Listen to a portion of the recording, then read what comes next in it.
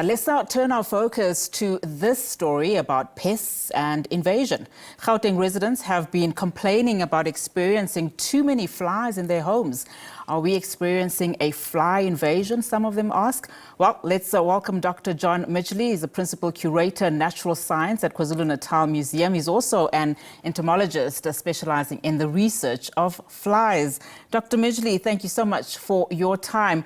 So many people we've seen, they've taken to social media wondering about this surge, as they call it, of flies, especially here in Gauteng. Some even asking if they were imagining things. Perhaps you can put everyone out of their misery. Are there any environmental factors or even human behavior that's possibly contributing to the increase of flies? Afternoon, thank you for having me. It's natural for fly populations to increase in summer, but I think with the numbers that people are seeing in Gauteng, it is definitely related to the amount of food that's available for them. When you have populations like this increasing across the province or across Johannesburg, it's not food that's being provided by one or two people, but it's an area-wide problem. Now, I'm not based in Gauteng. I haven't seen every single fly that's there, so I can't speak about every fly. But most of the flies are probably breeding in rubbish, and with the high temperatures, their life cycles just are completed faster, and the populations build up. And of course, the most question that everyone is asking is, what are the most effective methods or ways for controlling and reducing this fly population, especially in urban areas? I mean, we've seen funny videos that aren't actually funny of, people just spraying doom all over their kitchens, etc. What can people do, and maybe even healthier ways, and not using harmful products? So spraying doom on the adult flies is always treating the symptom and not the cause. The populations are building up because the larvae have food sources. For a lot of these flies, that is food sources in rubbish bins, rubbish that's not being collected often enough or not being dealt with in various ways. And unfortunately, the only way to sort that out is to remove the rubbish to landfills as soon as possible. Putting dustbins in the sun obviously accelerates the breeding of the flies, so keeping your rubbish in the shade will slow the development down. But unfortunately, with the warm weather, there's not a lot that can be done in the short term, other than trying to control the amount of rubbish that's out there. Perhaps let's also talk about, the health risks associated with, fly infestations and even mosquitoes that also come out in summer. Are there any? So in Gauteng, you can obviously, you will get mosquitoes. There's not a huge health risk in Gauteng with the mosquitoes. In the Lowveld, we will have increased risk of malaria. But I wouldn't be too concerned with the direct health risks of mosquitoes in Gauteng.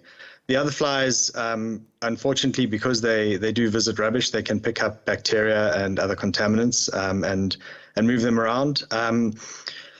Keeping them out of food, keeping work areas and food preparation areas clean is the best way to try and limit the impact of that. And then obviously washing hands, washing food when you prepare it, basic hygiene around the kitchen. But it's impossible to completely take the risk away, unfortunately. And just in terms of some of the causes, in terms of seeing this increase in this population, we know, of course, you said that it is seasonal and summer being one of those. Can climate change also be linked somehow to the increase? It can be, definitely. The other thing that flies do well with is humid weather. And with the increase in rainfall and the very sharp rainstorms that we can have, that can contribute. Obviously, with warmer weather lasting for longer, so the summers are longer, the winters are less intense. You have a higher number of flies surviving the winter, which means they get a head start in spring and the populations build up faster. So with that, we can expect the populations to perhaps not be like this every year, but we can expect them to be larger than they were 20 years ago, for sure. I mean, just in terms of your role and maybe people asking, Is there anything people can do? I mean, are there programs of some sort, maybe community-wide initiatives, to address this fly problem? Or is there something that we're missing, as in these are, species that somehow also impact in a positive way somehow?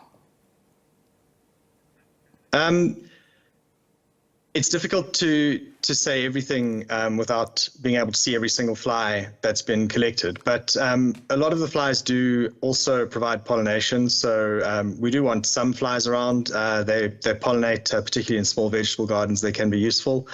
And so it's not a completely bad thing. But I think with the populations as large as they are, it's perhaps there's an excess of pollinators, and it does become more of a problem. Like I said, the best way to control them is to look at breeding sites. So if you notice that you have lots of maggots in your dustbins, you could, if you wanted to spray insecticides, you could treat the dustbins with insecticides rather than using them inside the house. And that's a way of controlling them without getting the pesticides in and around your families. But the long-term solution is about getting all of the rubbish away from your houses and into landfills. And that's basically what's required. All right, Dr. Midgley, thank you so much for your time. Dr. John Midgley, Principal Curator, Natural Science at the KwaZulu-Natal Museum.